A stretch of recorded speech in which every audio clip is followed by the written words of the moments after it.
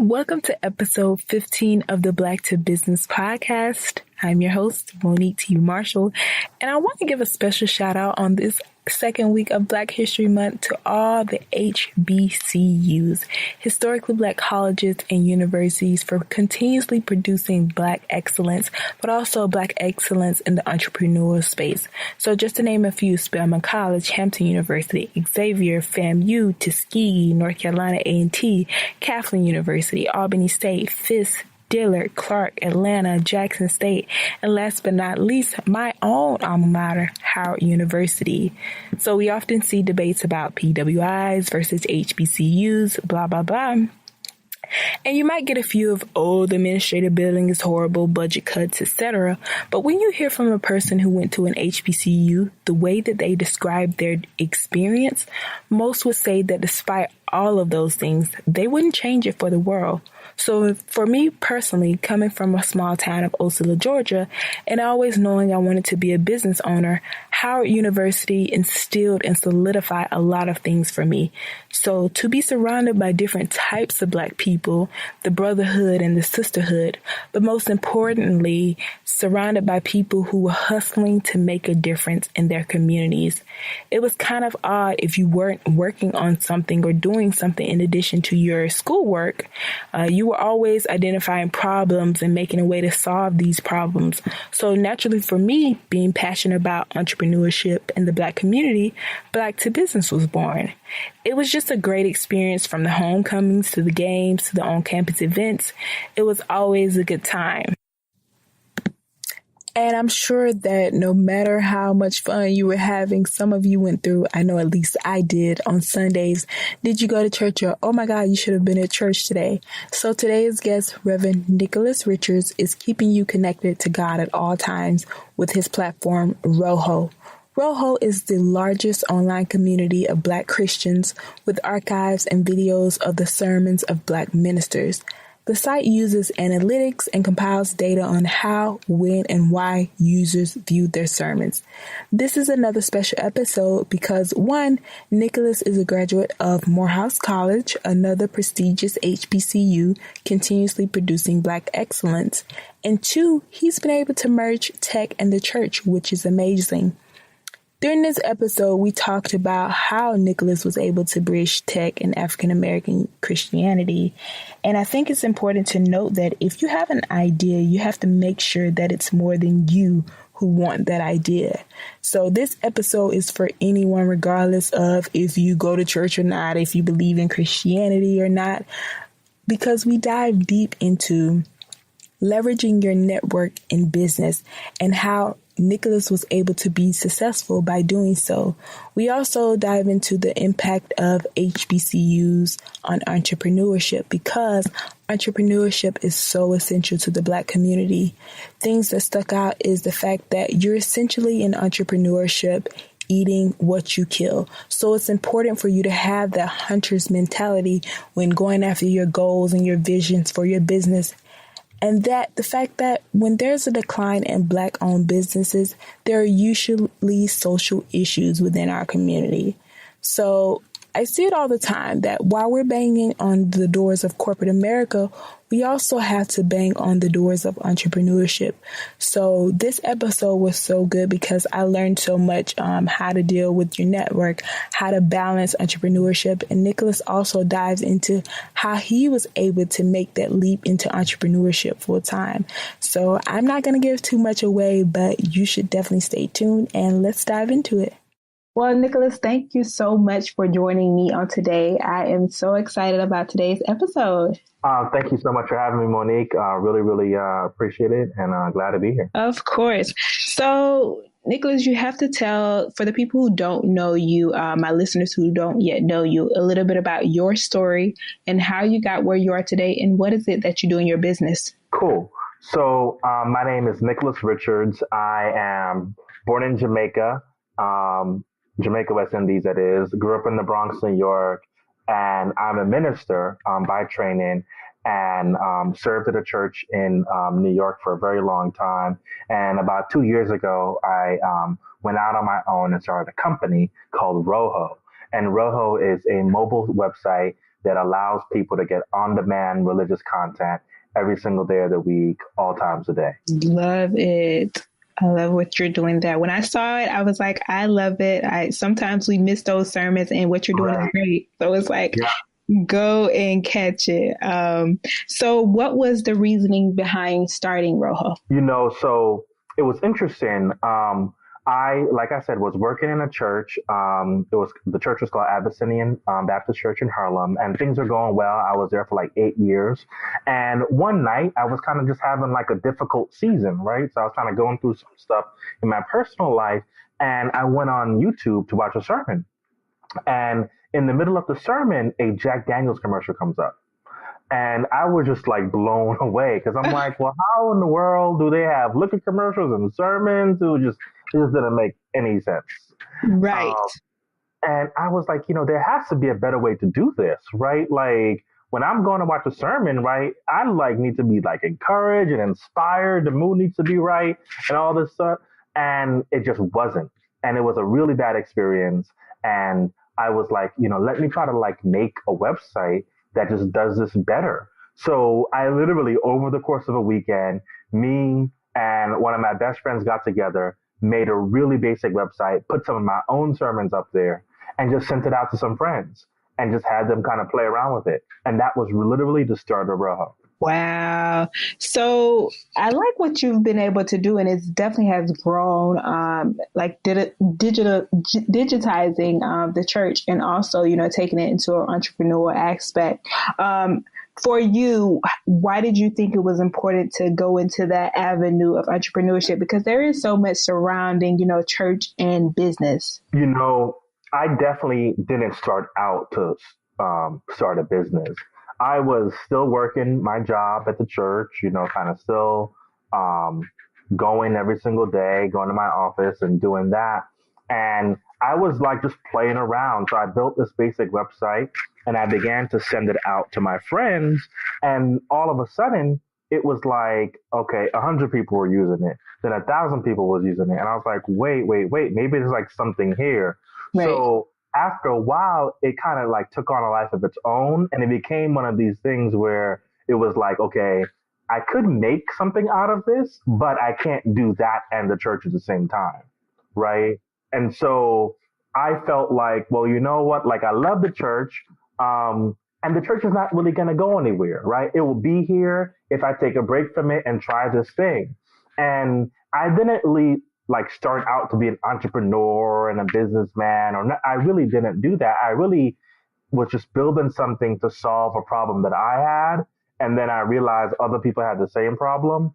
And it became this choice I had to make because you can't do two things at the same time, right? At least not well. And so I chose Roho because it was something of my own, right? And it was something that was really different from anything I'd done before. And so I was like, well, what the heck? Let me try it. And that's really, I think, the start of all of it. But I don't think that I was really thinking about, let me start a business. And I think all that stuff kind of came after I realized that, hey, this idea may actually be something. Definitely. And of course, I have to pry in everything because it's amazing. And it sounds like the process was easy, which I know it wasn't, for those especially who are listening. So you got the situation where you have this role at the church. I'm pretty sure this is what's paying the bills and doing all of those things. And then you create this wonderful idea. So you mentioned you can't do two things at one time. What was that transition like in terms of preparing?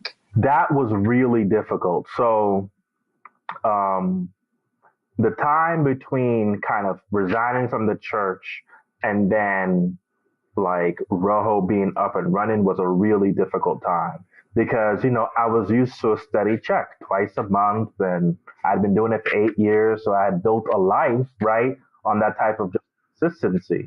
And I literally used almost more than half my savings to just support myself for almost a half a year while I was trying to get the business off the ground. And it was scary. It was very, very nerve-wracking. It was difficult. I remember my family was like, "What are you doing? Why are you leaving? Why are you leaving this great job? Family. How are you going to start a company on the internet? Like what in the world are you doing?" And um, it was a difficult season, and I know that like a bunch of other people will like tell you like that first year is real difficult because I had a great job and I was saving and you know trying to like do like the right thing and all that sort of stuff. And here I am, dipping into my savings to pay people and try to figure out how to build a website. And, I'm making mistakes and it's costing me money. And like, all this stuff is happening, right? And when you start out, you're wasting a lot of money because you don't know, right? So you're paying people that you probably shouldn't be paying. You're doing things that really aren't great because you just don't know any better. You know, and all the while it's my money that's being like spent in all of this, right? My savings, and so it was a real difficult time. But you got to stay with it. I think one of the most challenging things about business is just consistency. You got to stay with it. And, I just happened to just like stay and I didn't leave. And eventually we were able to kind of get some traction going. But it was hard at the beginning. Definitely. So I definitely want to talk about, the impact that Roho is making. But first, I want to stick on the process just a little more. So you have this tech it is a tech platform, video platform. You mentioned YouTube. So of course, you built it yourself and the first videos are of you yourself on there. And I read during my research that, you were trying to encourage other preachers to be on the platform. So how was that like going from just you to the next person? Like, how did you get people to be receptive to being on the platform? So that also was a difficult process because we literally made a list of a couple hundred megachurch preachers that we wanted to invite to come on Roho to share their sermons and to tell their members about it. And convincing a lot of ministers, it was difficult because I think that a lot of ministers were worried about well, if people are watching my sermons online, maybe they won't come to church, maybe they won't give. And as a minister, I understood that, right? I had my own experience building a church website before and the conversations that happens in the church. I kind of got all of that. And I love ministers, so I'm sensitive to the challenges that they have. And so what we try to do is to encourage ministers to understand that Roho is an opportunity to rethink your ministry and to get people to broaden your audience in ways that you could never have been able to do it before, right? And in the same way that what TV did for ministries is what we are trying to do with mobile, right? And the beautiful thing about mobile is that, and about where technology is right now, is that you can reach so much more people for much cheaper than you can ever reach them before on television, right? Trying to buy ads on TV are so expensive as opposed to be on a platform like Roho and then publicizing your presence there. Definitely. And so far, what are some of the feedback that you've been getting on, from pastors and people who are on Roho?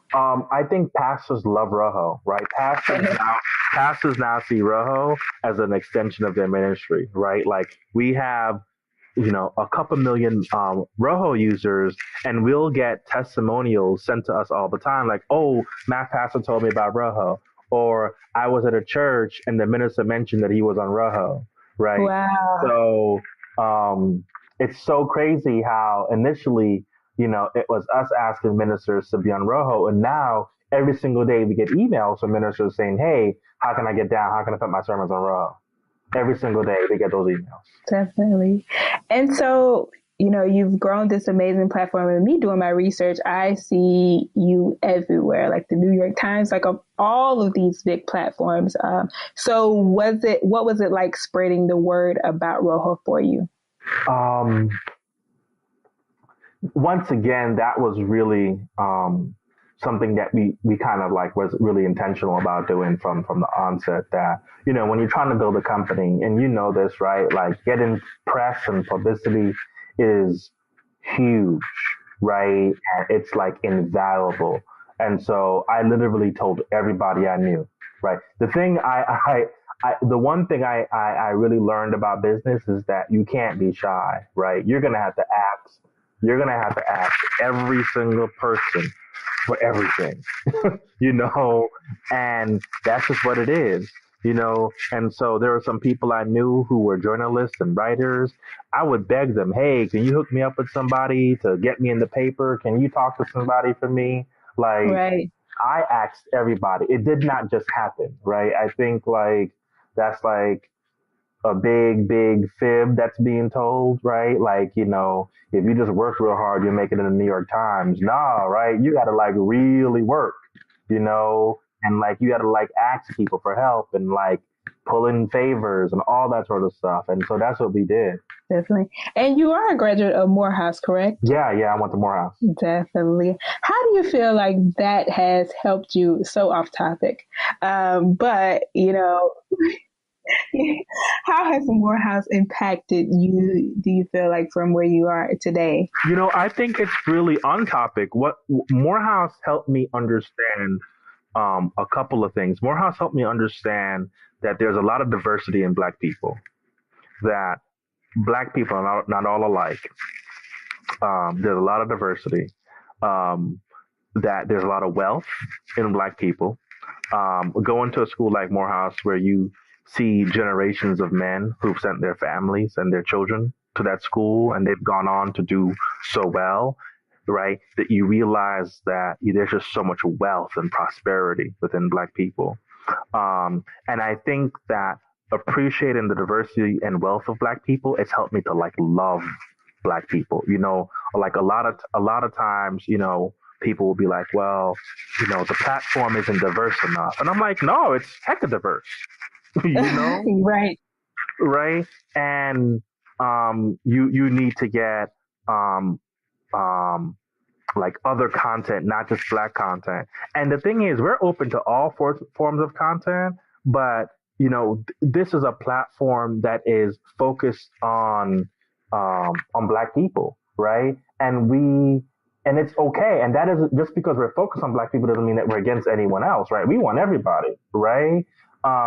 And so I think that Morehouse helped me understand, like, like focusing on your people, focused on Black people, there is a path to wealth and prosperity and goodness, you know? And so no, I think Morehouse was real, like instrumental in how I think about Black folk. Absolutely. And how I think about myself, of course. Yeah. Yes, Black folk. I heard that one. Yes, HBCU. I'm a graduate of Howard University as well. Nice. A lot of my family went to Howard, so that's real cool. Yay! Yes, I just love most of the people I talk to that came out of Morehouse. It is this, this love, or just the HBCU in general. So it's always great to get entrepreneurs, feedback and just their opinions on how HBCUs have been able to impact their journey. So definitely. And speaking of entrepreneurship in the Black community, why is it for you so important to be an example, but also to encourage or create such a good platform, encouraging entrepreneurship within the Black community? I think that entrepreneurship and owning a business is just so vital for Black folk, because we need to be able to kind of control our destiny, and a way to do that is by having our own, right? That we need to be able to create wealth and opportunity for us, and that's not saying that we should not keep pushing the government and not keep pushing corporate America for opportunity, right? We should keep doing that stuff. But while we are banging on that door, we have to bang on the door of entrepreneurship as well, right? Um, because I think about the ability that I have as a business owner to employ and hire um, other people like me is just an amazing thing, right? I can go back to Morehouse and hire 5 interns for the summer, right? So many of our, I mean, we probably had 6 interns from Morehouse, right, in the past like year, right? Being able to do that and being able to pay them, right, so they can like pay their way through school. I mean, that's just like an amazing thing, you know? And I feel like there was a time in our history where entrepreneurship and business was really focused on, right? Like right around like the 1920s to like the 1950s or so. Like there are all these black businesses and there's Black Wall Street and there's all these like communities of people who are doing well and having their own. And then, you know, recently we've just seen a decline in that in the past like 20, 30 years. Um, and and the funny thing is, when there's a decline in black people having their own business, there's an increase in all sorts of social problems for black people, right? And so I think that, you know, if you really want to like bring down the problems in our community, we need to open more businesses, right? Um, and I just think that um, there's so much opportunity just to serve black people, right? We see in our neighborhoods all these services, right? Dry cleaners, laundromat, nail salons, supermarkets, and they're not owned by black people, right? Mm-hmm. And I just think that there are all these are opportunities, right? To go into business, to start something, and the amazing thing is it's not just for you, it's for your family, right? Being able to pass down something to your family. You can't pass down a job to your family. That's true. Right? And there's nothing wrong with having a job. There's nothing wrong at all with having a job. But we gotta, you know, like I'm a minister, right? So in the Bible, there's all these scriptures about inheritance, right? And families. And in order to do that, right, you need to have something to pass down. Definitely. That was a message. And that was a word in my head. Over here, I'm trying to write as fast as you're talking. But it's so true. It's so true to think about all of those things that have that domino effect on when we decide to own something. It has a domino effect on tradition and ownership for the next person, which is amazing. And especially the way that you have been able to do with Roho. I think it's amazing how I hear all the time, I missed that sermon. I wish you should have been here. Right. So like now I can be here. So you spoke a little bit about the opportunity that you've been able to give interns and build a team and to pay. So what was that process like from it being you to hiring on more people, and, you know, how were you able to either compensate in different ways? So, you know, what we had to do was we were able to get investors. So like I said, the first couple of months, it was just literally me using my savings trying to build this thing, right? I don't even think we thought about it like a company, right? It was just we're trying to build this thing initially. And then we got some investors. And once we did that, then we began to like really hire people, right? And like, and that happened about 6 months after I left the church full time, right? And, you know, I would say that being able to like hire people has been like one of the greatest joys in starting a business, you know, like to be able to see someone be able to like take care of their family because of like what you're doing, right? And the opportunity that you've given them is like is an amazing feeling, right? And it's, you know, like starting a business is crazy and like, you know, like the difficult days and rough days and all that sort of stuff. But to just know that like there are people who depend upon me, and I can not only are they helping me and us to like build this company, but in return, we're also helping them to take care of their families. Um, that's beautiful. Definitely. And so, what are some of so if I'm a preacher looking to get featured on Roho, what does that process look like? So the best way to get featured on Roho is to send us an email. You can send an email directly into the website and upload your sermon there. And, by and large, we pretty much accept most folks who want to feature their content, right? We're not about limiting what's on Roho, right? We really are open. Like I said, that whole diversity piece, right? We know that people want everything, right? So we're not about saying, well, only this type of sermon can be on Roho. And so if you're a minister, send us an email with your sermons, and by and large, we'll put that sermon up. You can send the sermon directly into the website, or you can email us. Our email is info@roho, ROHO.io, info@roho.io, and, we'll get your sermons up. Definitely. And how is Roho able to be sustainable, like monetization, things like that? So right now we have about 2 million people a month on Roho and growing. And so we're really, really excited about our growth.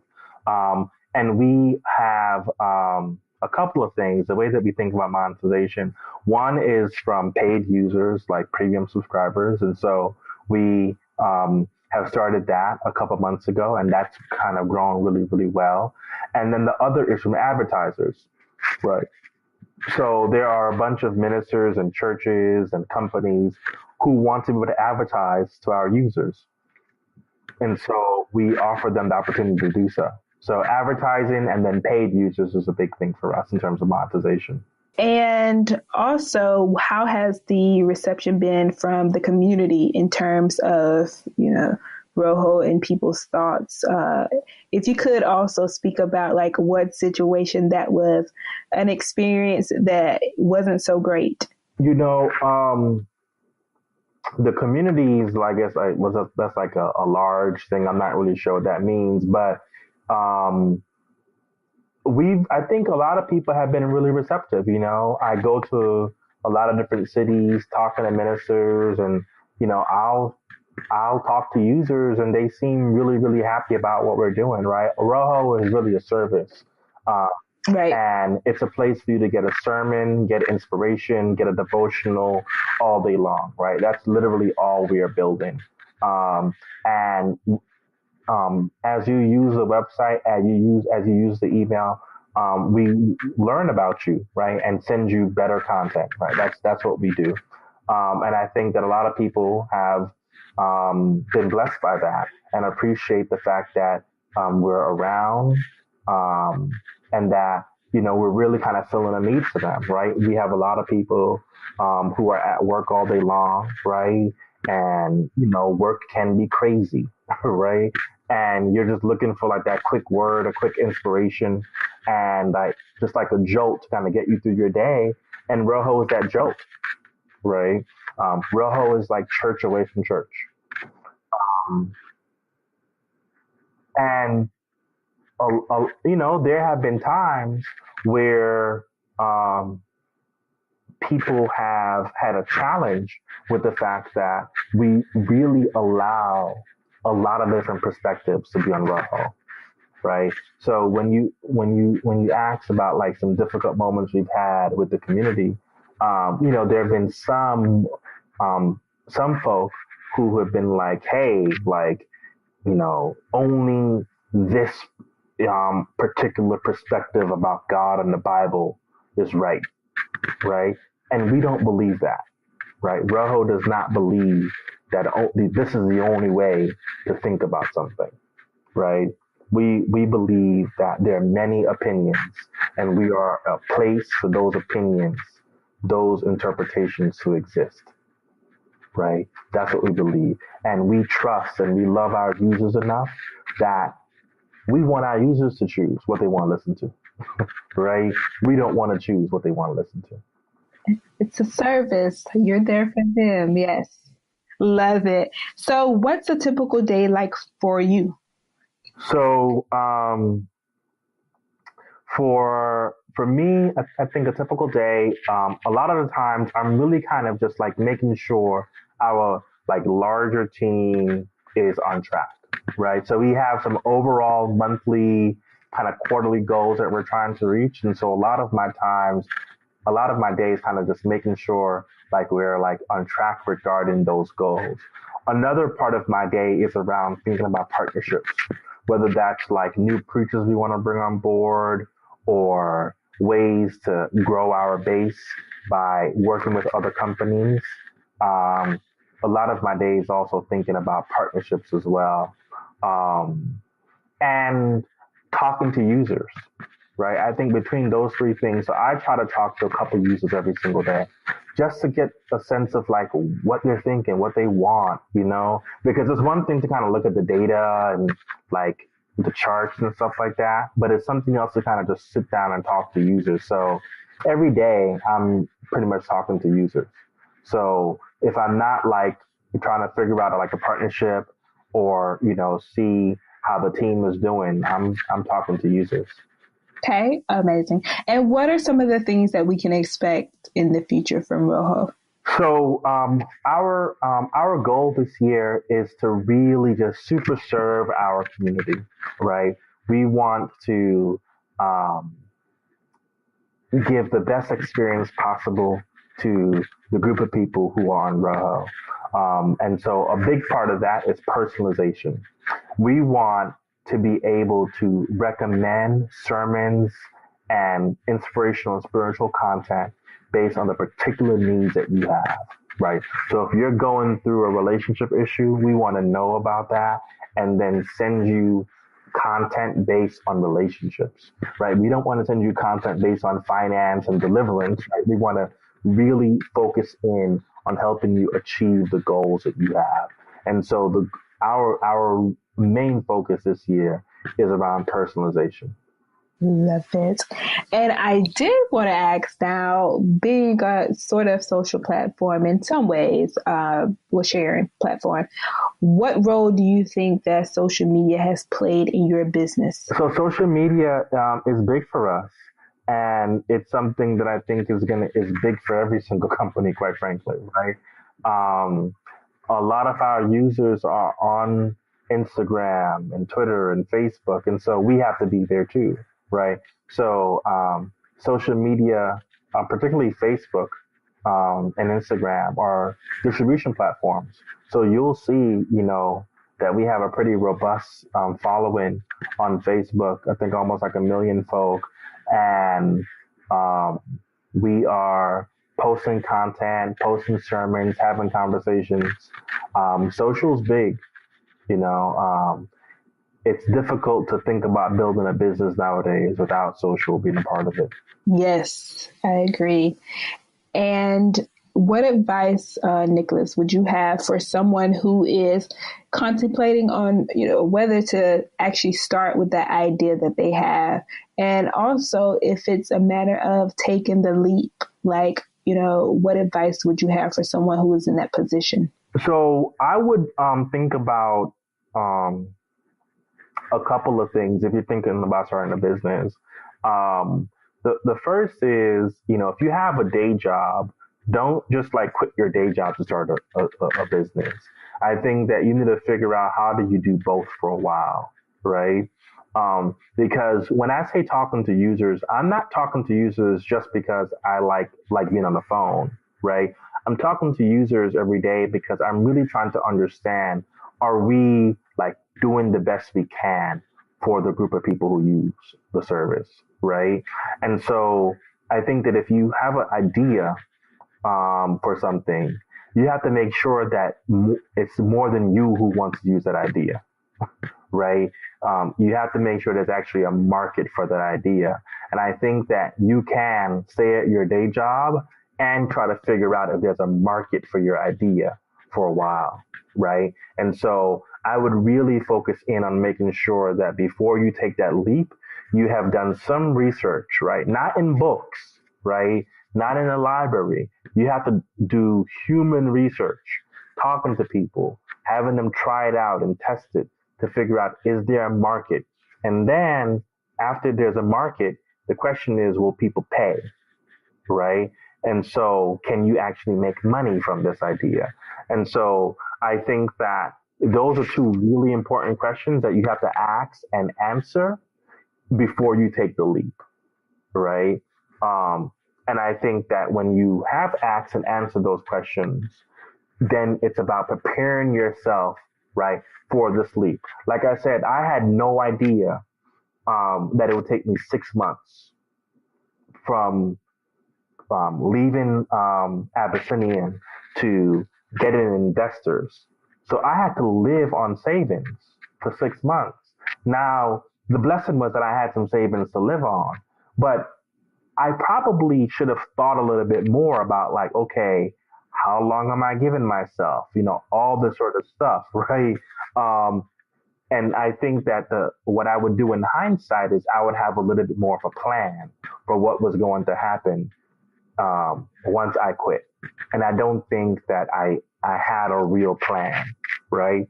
And so I think if you're thinking about leaving your job, make sure you ask and answer those two questions and then come up with a plan for how do you do it, right? And I think that a lot of times we waste, a lot of people don't follow their dreams because, they're worried about how to make money and all that sort of stuff.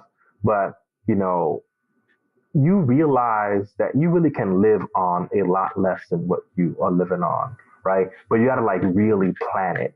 And so I would just really strongly suggest that you sit down, figure out your bills, figure out what you really, really need. And hey, if I don't make one sale, if I don't make one deal, how do I live in this in between, right? And that's the stuff that you really got to sit down and plan. Amazing. I like that you kind of put into perspective this thought, in a sense, of the glamorization surrounding entrepreneurship and, how important it is to really plan. And like you mentioned, you realize you live on a lot less. You could live on a lot less. So I think that would put into perspective for a lot of people and the importance of planning. Entrepreneurship is a lot of pressure, and it's really a lot of stress when you're not getting a regular check any longer, right? And you're now eating what you kill, right? And so you got to really make sure that you are up for that lifestyle, right? And I don't want to discourage people from being entrepreneurs, but I think that it's really important for people to understand, like, mentally what goes into that, right? Like, you have to really prepare yourself for, hey, like, there's not some mystery man paying me every 2 weeks any longer, right? You're paying you every 2 weeks, right? And you got to really be prepared for that change, because it's a big change. Yes. I like that. Eating what you kill, the hunt.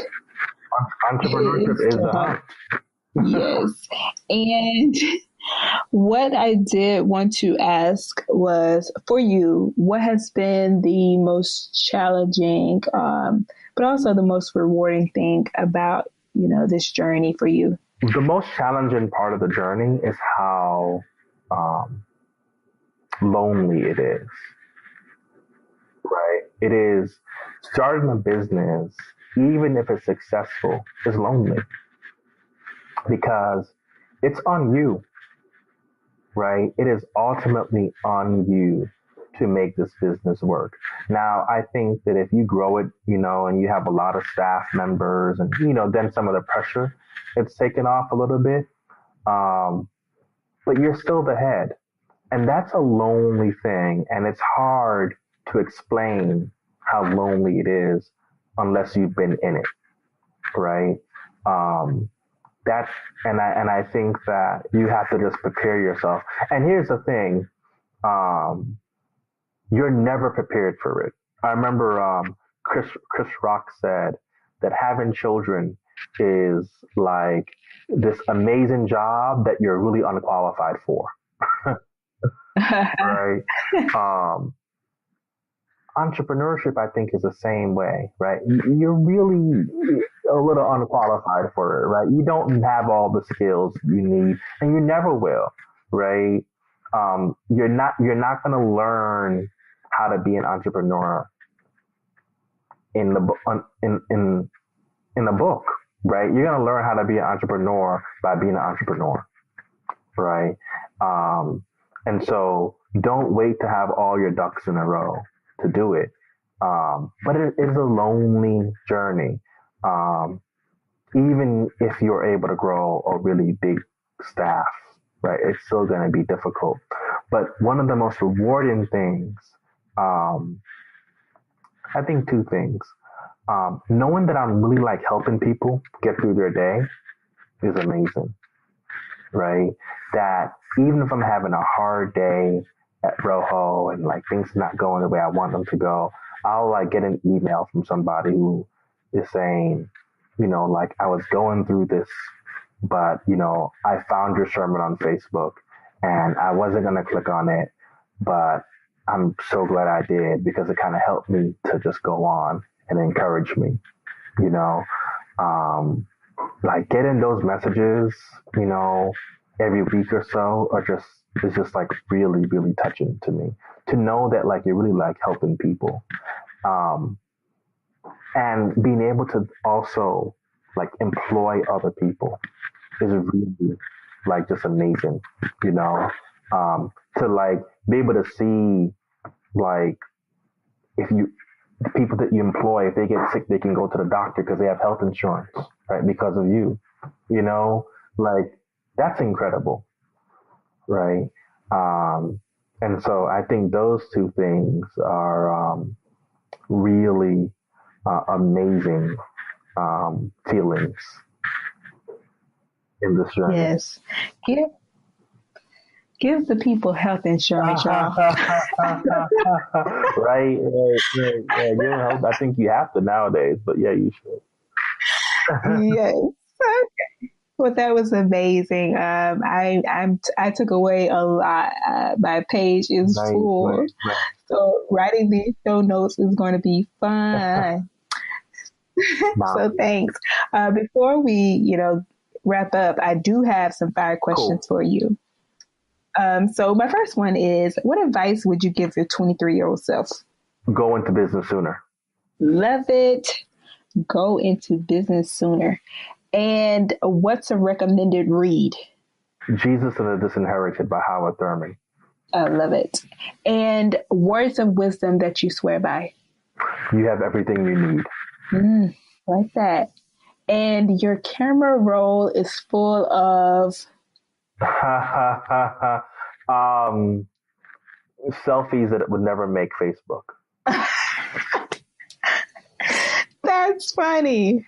Okay. And then the last item that you splurged on. A trip. Ooh, a trip, vacation. Yeah. Love it. And Nicholas, like I mentioned, it has been so amazing. I'm excited for all the things that are ahead of you. And I'm pretty sure our audience is wanting to know more. So what are some ways that they can either support, follow you, find you, and keep up with what you're doing? You can find me on Twitter at Nicholas3360. Nicholas3360. That's probably the best way to find me. And then my email is nicholas@roho.io. So those two ways are the best way to find me.